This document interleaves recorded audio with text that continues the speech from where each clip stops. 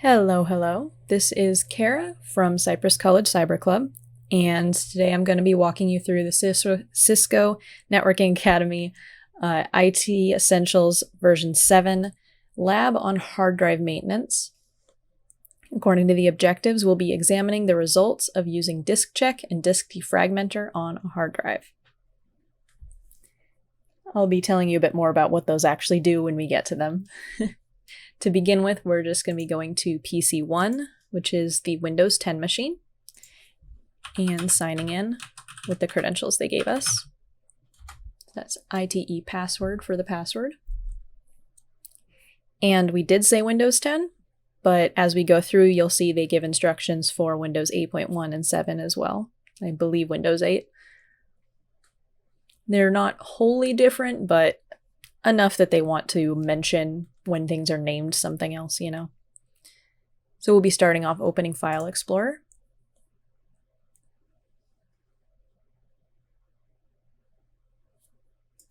And moving to this PC so that we can see our drives. They say verify that there are at least 2 partitions on the hard drive. So that's this second disk and third disk. It looks like they're different hard drives, but they actually aren't. A partition is essentially a logical division in the storage. So on this side, it looks like there are 3, but really in the actual physical computer, there's 1 hard drive, and partitioning is when you would make that logical division. It's most useful just for storage organization purposes. That's what I do in my hard drive. It does make more sense for larger ones. I believe mine is 500 gigabytes, so having a few smaller ones can help out with that. So there are 2 drives named second disk and third disk, like we just pointed out. And these do not have an install Windows OS, which you'll probably notice since the whole thing is free pretty much. So we're going to be working with third disk, so we right-click that and say Properties. In the Properties window, click the Tools tab.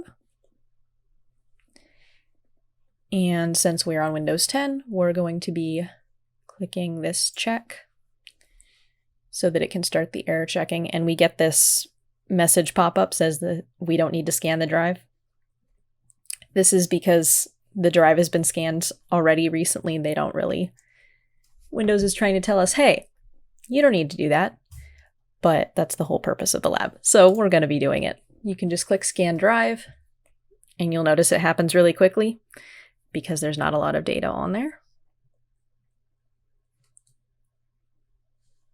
And we'll click Show Details. So what we actually did is the same as this command line tool that's actually called Check Disk CHKDSK. And essentially what that does is it will go through all of the files and make sure there aren't errors in the files that would prevent us from opening them, or just general corruption issues. Windows is actually pretty smart. As most operating systems nowadays are, they will have this tool to be able to just go through and have Windows automatically fix some common simpler issues. So we will double click the information event in the middle pane. So that's what we've got. This one, it says information. Cool, cool. So we've got this event properties pop up, and it's actually going to tell us the stages. So stage 1 was examining basic file system structure. Stage 2 was examining file name linkage. So for example, a folder will be linking to the files within it. Examining security descriptors. And that's it. It's a relatively simple tool, but it can fix a lot of small issues that end up becoming big issues when you can't open the essay you've been working on for 3 months or something. So how many stages were processed?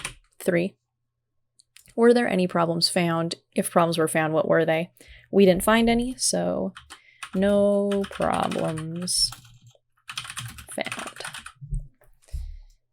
All right, click close. Whoa. Okay, click close and close the event viewer. All right. So now we are on to disk defragmenting. And this one I personally find a bit more interesting, but it's mainly used to speed up how things go. And so this looks very organized, right?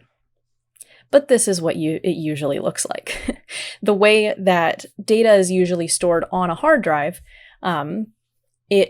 the operating system will actually break up your information into smaller chunks and store it wherever there's space,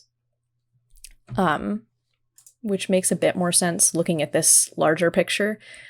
Because if you get a big program, generally there might not actually be space to store it all right next to each other. So it will break it up into smaller pieces and just put it wherever it fits, which makes sense for downloading big programs. But then when the hard drive actually has to load that program, it has to go to all of those different places to find it, which is what makes hard drives slow once you've started to be loading a lot of information onto them. So what defragmenting does, it takes those fragments and it brings them all right next to each other. It's a bit easier to see on this one. So this whole process can actually take a long time because it is basically going through very systematically. But once it is finished, all of the information you need will be right next to each other. So the loading will actually be much faster. And then you also have this nice big space at the end, assuming you don't have your hard drive completely full. So that's the process that we'll be doing, except we're not actually going through and pulling all of the individual data. The process is automated, which is good for us. So to actually start, navigate to Properties window for third disk. I closed that, but here it is again. Click the Tools tab. And we'll be clicking Optimize, so the other one on the Tools tab. Okay, so we'll be clicking third disk since that's the one we're actually going to be defragmenting. And Analyze.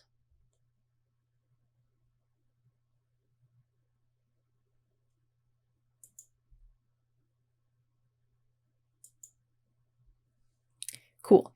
So when we click Analyze, what that tells us is the percentage of the disk that is fragmented.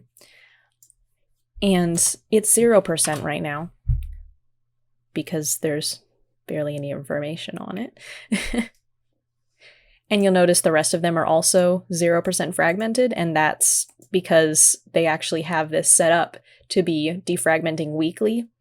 So this computer would be running very nicely, assuming it wasn't a virtual machine that was having its own slowness issues. So click Optimize to actually start. Make sure we're on the right one and click Optimize. You'll notice that that happened very fast. Again, because there's not very much data on here to actually be doing. When I helped my own mom defragment her hard drive, we actually had to leave it going overnight because it can take a while. It can take hours. And generally it's something you start the process of and then walk away and go make lunch or something. So it says to notice the last run, which is the one that we just did. So I was checking my own system clock, which is not the same as this one. But you'll see it says 9/15/2020, 10:35, and that's the same time as right now because we just did it. All right. That's actually the end of this lab. And it does also say to notice that viewing the detail of the defragmented hard drive through the GUI version is not possible. So the way you would see the detail through the non-GUI version would be to pull up command prompt, and you actually have to do this as administrator.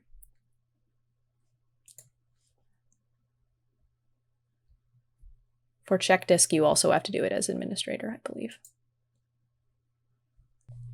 Okay, so the command that we actually use to do this is defrag, and then we need to put the name of the drive so it knows where to which drive to defrag, which is F. Yeah, it doesn't want the name that we use for it, it wants the name that it uses for it, which is just that letter. So defrag F, and I'm going to say /H, which means to run it at a higher process priority, which will essentially speed up the process. And I'm also going to say /V, which is for verbose, because we want to know the details. Go on. There we go.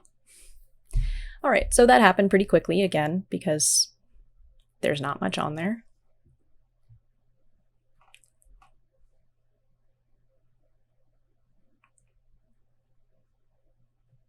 This volume information it's mentioning, volume size is obviously how much storage space there is on the hard drive. Cluster size refers to the size of those blocks. So I was talking before about how it breaks up the data and it just pops it into whichever spaces are available. And the way it actually manages that, there are very small block sizes, and then it will try to cut data up into pieces that fit into those block sizes. So for this one, that's that cluster size, and it says 4 kilobytes. So this used space on there, the 71.39 megabytes, that's going to be what's broken up into these 4 kilobyte chunks.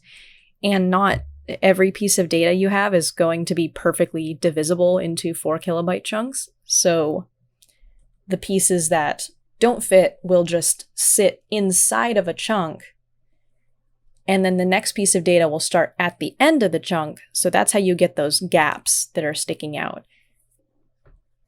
And then when you defragment, it actually reorganizes everything so there are no gaps, and then that's what gives you that big, nice open space, which in this case is 29.92 gigabytes, which is a lot compared to the rest of this anyway. So it pulls up the fragmentation analysis, which is what was popping up before that we had on the GUI, where it says total fragmented space 0%. Average fragments per file is 1. So for each file, everything's all together is what that's saying. Got movable files and folders 20, unmovable files and folders 4, 0 fragmented files, total file fragment 0. Total folders 2. So this is the detail that it was talking about, is all of this. And that is the end of this lab. If you want to know more about master file table and all of that good stuff, go ahead and research that on your own.